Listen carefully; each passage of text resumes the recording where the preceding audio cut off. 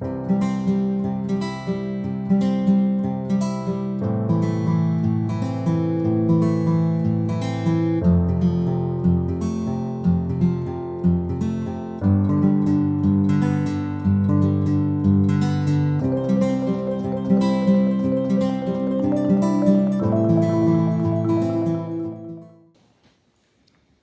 been looking forward to this morning and sharing words with you all week. It takes a week to get prepared for Sunday morning. Every morning that I woke up, just as I opened my eyes, there was, oh yes, remember to say that. Every single day. And there was, oh yes, remember about that. So take what's yours. Take what resonates with your soul and with your spirit and leave the rest. Maybe just tuck it under your seat. Maybe for another time or even for another person as we talk about this transcendent and immanent God. There is only one presence and one power. So begins our first unity principle that we speak each and every Sunday. This presence and this power is called by many names: Yahweh, Adonai, Father, Allah, Brahman, Om, and God. Whatever name we call that essence and energy that moves in all creation, that energy that we feel when we walk into this chapel, this space, the energy that we feel when we pay attention and notice what's around us. We can feel that energy. By whatever term of endearment we use for that which is the source of all love and the cause of all life. Each name, each word is referring to that omniscience, omnipotence, and omnipresence. Because God isn't all-knowing. God is all-knowledge. God isn't just all-powerful. God is the power that we tap into, that we reach for, that we receive. And God isn't present. God is the presence that we step into consciously, as only we can step out of it. God is always there. God is that presence that when we begin to describe it, that infinite, that transcendent nature of God, using human language and concepts, we limit it to our human understanding. We limit it to our human knowing, to our human imagination, to our human vocabulary, to our human limitations.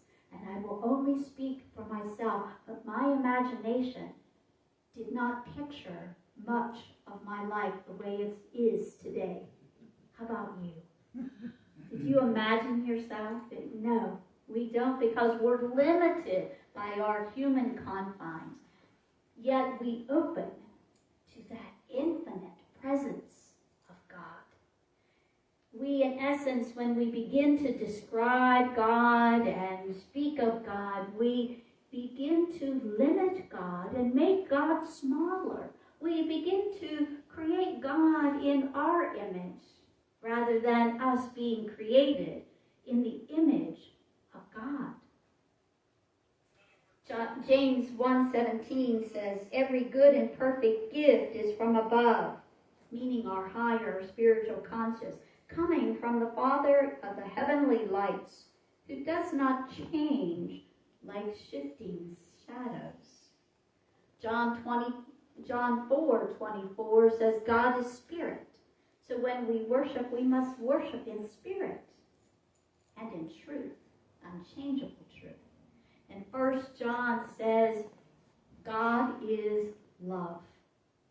And by now we've all come to realize that God isn't that romantic love that leaves us weeping on the side of our bed, eating ice cream for a month when that love is not returned to us.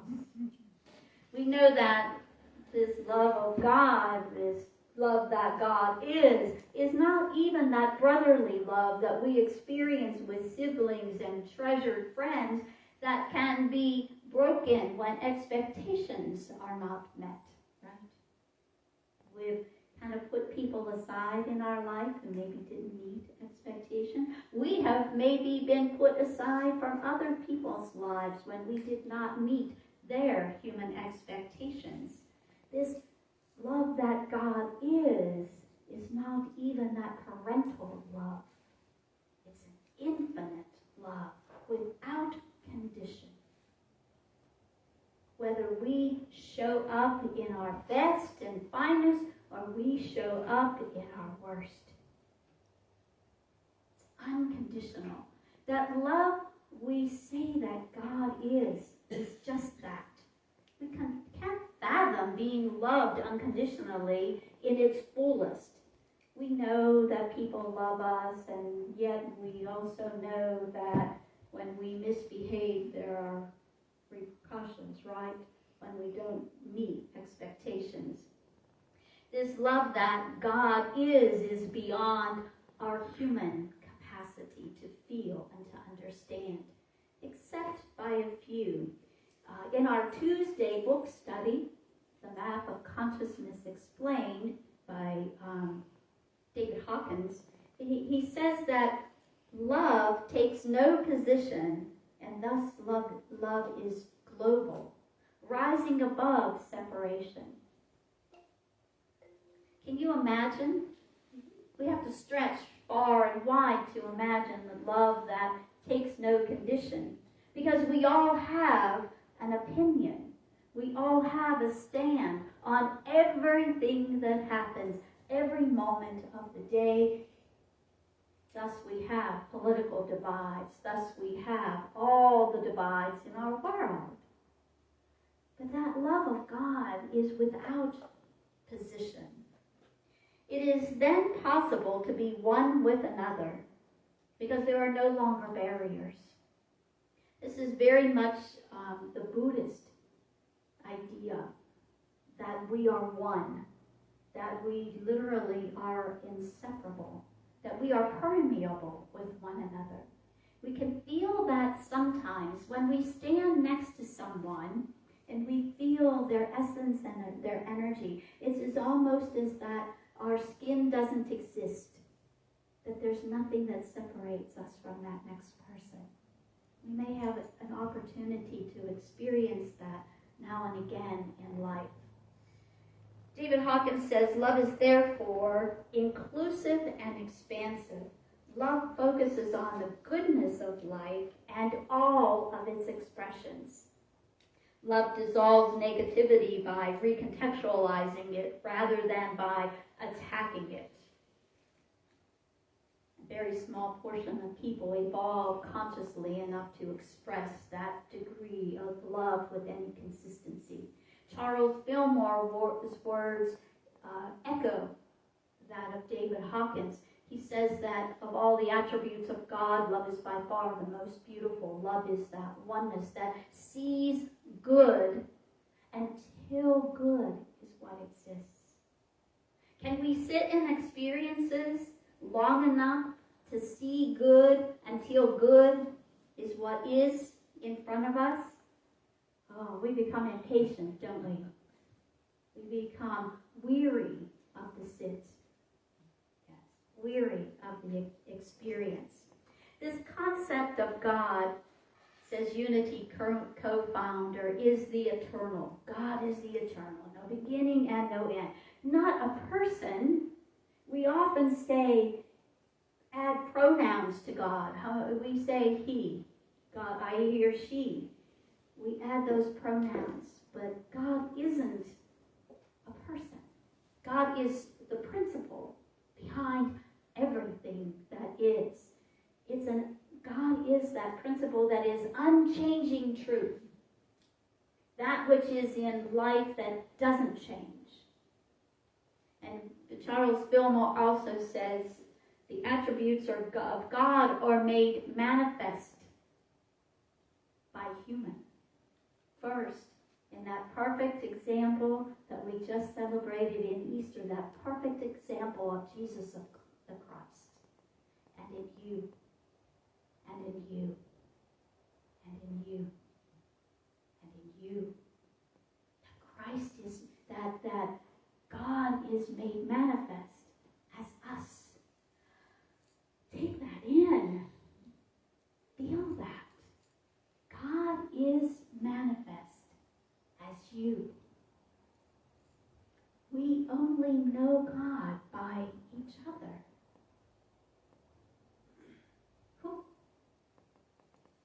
The concept of God is more than what we can intellectualize in our human thinking. When we sit and contemplate that image of the infinite presence of God, we can allow our imagination to expand. Have you ever sat and just let your mind wander and expand and flow? We can gaze at the stars and the planets, the Milky Way galaxy, and we can be in awe of all of that. And we can expand our imagination to its limits. We can be assured that even in those moments, we don't begin to even touch the edges of our infinite God. I don't know about you, but that takes my breath away to think that it's beyond all that I could ever see, ever imagine. When I let my spirit soar, I still don't begin to touch the edges. This is the transcendent nature of God. The concept of God that is more than an idea that our mind can conceive. This concept of God is a feeling of the heart. And this entity called HeartMath, the HeartMath Institute, shows that the human heart has its own brain function that actually informs our mind. Yesterday, I began my day with elementary school girls, and we did mindfulness. You ever want to exercise in futility? Yeah, elementary kids sitting in mindfulness practice. You have to giggle. Yeah. And you could see on their faces. We did a meditation with fruit. And you could see one of the little girls that when she closed her eyes and ate her fruit mindfully, you could see her whole body expand with the beauty of eating fruit from her heart. And at one point she put her hand on her heart, a most precious experience. And yesterday afternoon we did a memorial for the soul of Margie Parker. And Margie's beautiful daughter, Mary, spoke, and she talked about living from the heart. We often think things through. We often make our list of the positive, the not so positive, the pros and the cons before we do anything. What would happen if we moved by our feeling, allowed our heart, once we're in that conscious connection with Spirit, allowed our heart to guide us every step of the way, everything that we do? What might life be if we move just a little bit out of our head, not to live carelessly, but to move from our heart? Space of feeling. And we feel that presence of God when we sit by the seashore, by the edge of a river, hear the water running. We feel that presence of God when we look at those night skies, when we watch the sunset or the moon rise, when we watch an eclipse of the moon or the sun. We feel that presence of God when we bear witness to a being, a soul coming into this earth. And when we bear witness to a soul leaving this earth. Sacred and holy moments, both coming and going. We feel the presence of God when we watch nature unfold, when we watch the blooms of spring and the leaves fall in winter. How do you notice the transcendent nature of God, that omnipresence of God? If you're visiting from home, write it in the chat so we can see how you experience that infinite omniscience, omnipotence, omnipresence. That is God. How do you experience that? Anyone? Night sky. The night sky. Especially in the mountains. Yes. When there's no light pollution. Interfering, light pollution. Yes. Yes. The tall pine trees. Yes. Looking up through the pine trees. Yes. How else do you experience that? Go ahead. The deep, rich, nutrient-filled earth. The deep, rich earth. I can feel it. I can smell it. Just you speaking the words. Yes. How else? Just pre-dawn when the birds are waking up and the light's just beginning to filter through the trees. Yes, the light of a new dawn and the sound of the birds and the symphony that they sing to welcome the new day. Yes. Experience that expansiveness of God with music. Yeah, often, don't we? So many times sitting in this presence of God, aware of that infinite nature, we can also shift. And we can begin to feel that presence in us. We can feel that energy shift. We can feel that vibration increase. So profound that there aren't words to adequately describe it. Often I find that there's nothing that can compare or convey that profoundness of those moments when we seem to leave this human awareness and sit in the pure presence. There's something happens to us, and something happens in us, and then in a flash, we're right back here now, in the world, in our thoughts, fully aware of our humanness.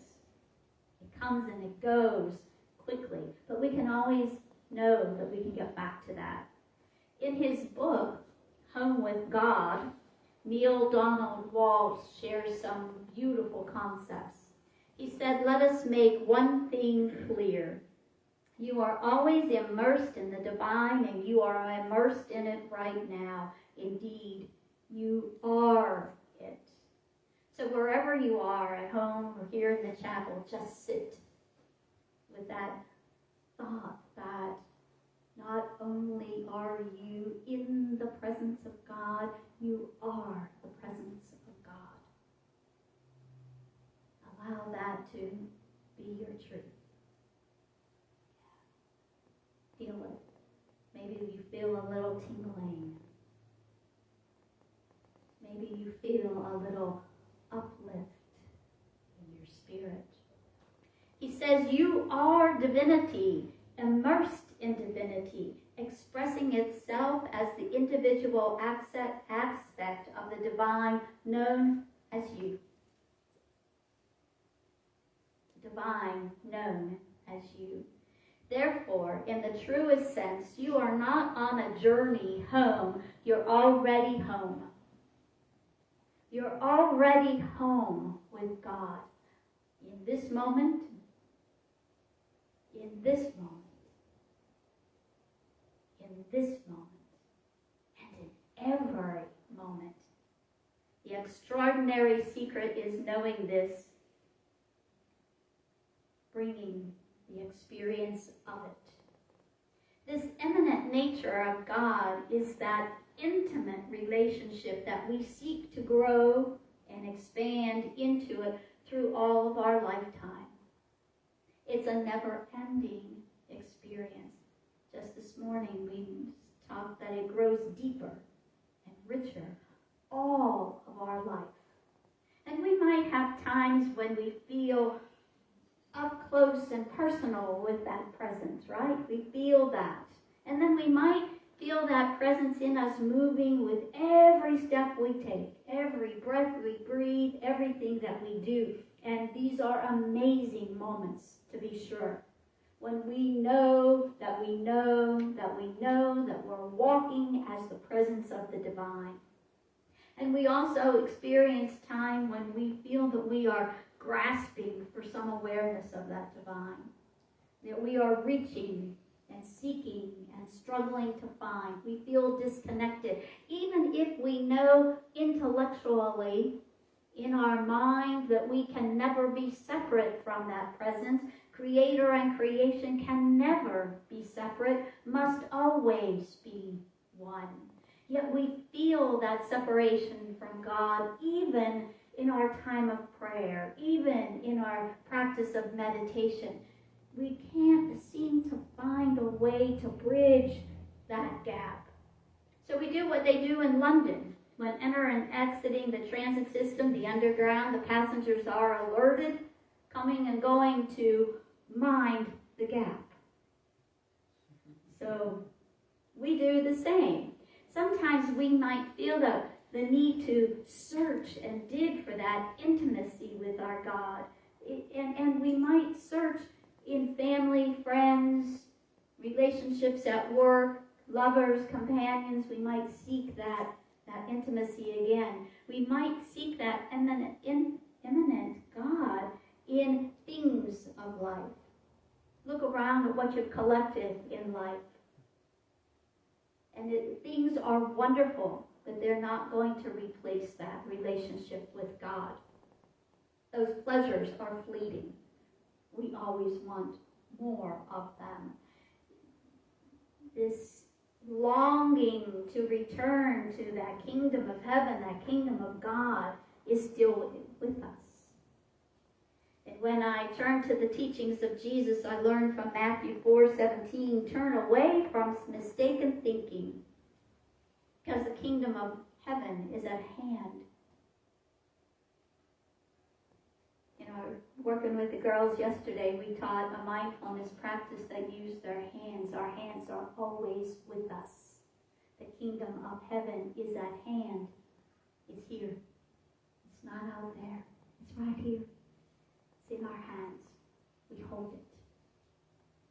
And from Luke 17, we hear, being asked by the Pharisees when the kingdom of God would come, Jesus answered, the kingdom of God is not coming in a way that can be observed. No one will say, here it is, or there it is, because the kingdom of God is in the midst of you.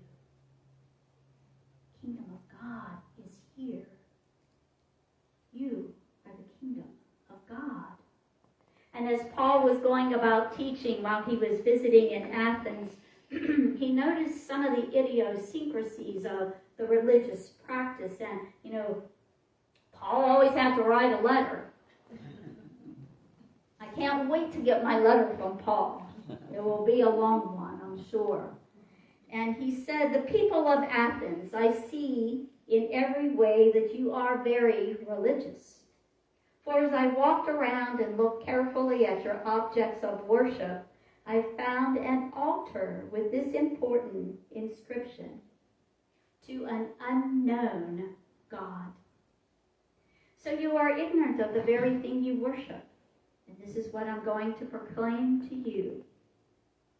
It wouldn't be Paul without a proclamation. The God who made the world and everything in it is the Lord of heaven and earth and does not live in temples built by human hands. And God is not served by human hands as if he were in need of anything. Rather, God's self gives everyone life and breath and everything else. From one man, God made all the nations that he should inhabit the whole earth. And so God marked out their appointed times in history and their boundaries of land. God did this so that they would seek him and perhaps reach out for him and find him, though he is not far from any one of us. For in him we live and move and have our being. As some of your own poets have said, we are God's offspring. In God we live and move and have our being. Let's pause for a time of meditation to experience this transcendent and immanent God. So you feel comfortable, close your outer eyes to the distractions of the world. Allow yourself to be relaxed and at ease. Allow your body to notice the seat that holds you firmly, safely, securely.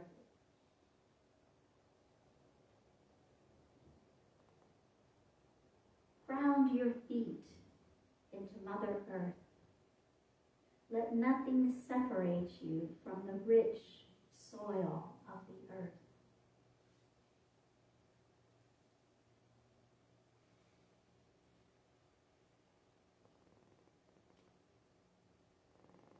As you are safe and secure in your groundedness, held upright by your seat, feel that divine presence as you. Imagine that divine presence to the ends of the earth.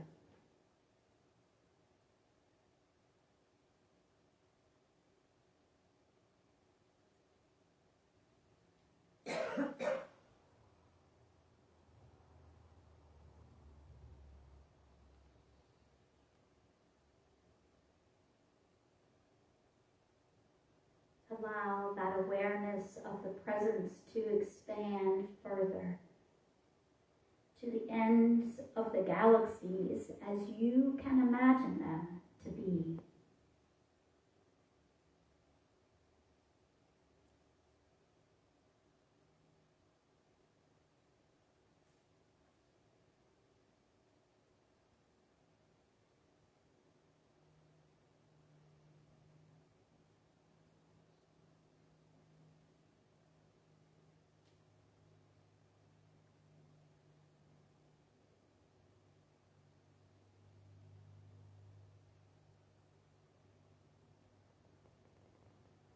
Stretch beyond the confines of time and space. To feel transcendent God.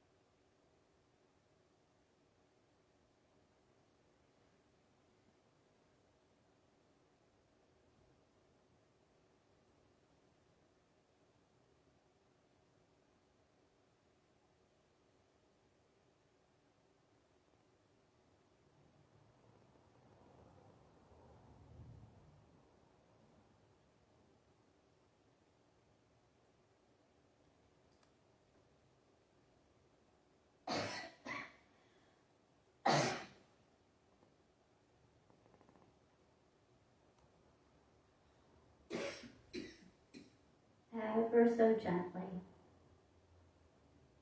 bring your attention back to this realm, to this space, to this time, to the here and now. And as you do so, notice your breath. Become aware of the infinite breathing you into life.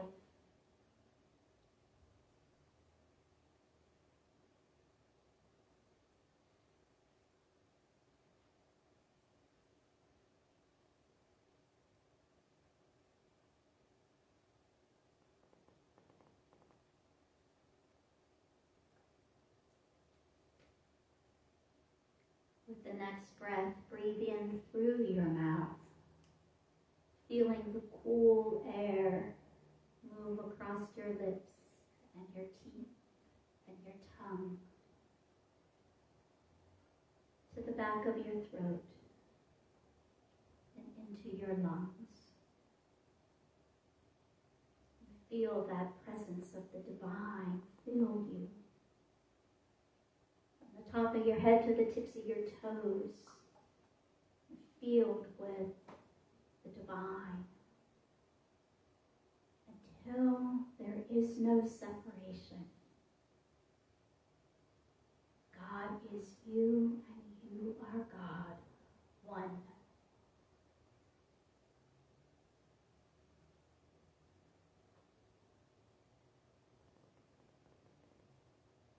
You are one with the Creator who knows your name. One with the source of life, who has counted the hairs on your head.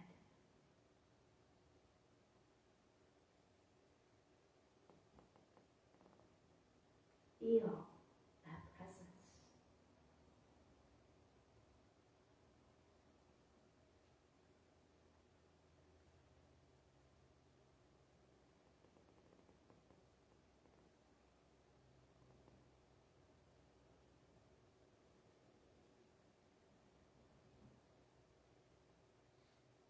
Ever so gently, allow your attention to drift to your heart. And if it's helpful, just place your hand over your heart. And notice the life that pulses in you with every beat of your heart. Notice the life that pulses as you with each heartbeat. Experience the immanent God.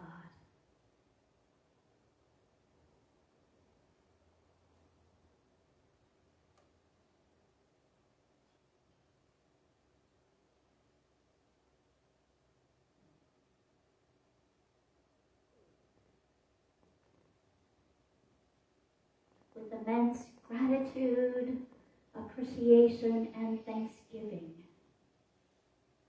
you say thank you. Thank you. Thank you.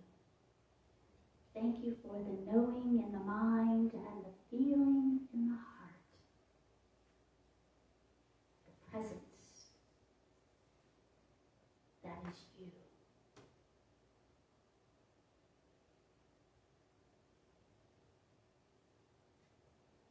And as you are ready, bring your attention back to this room, to this space, to the here and now. You say, Namaste.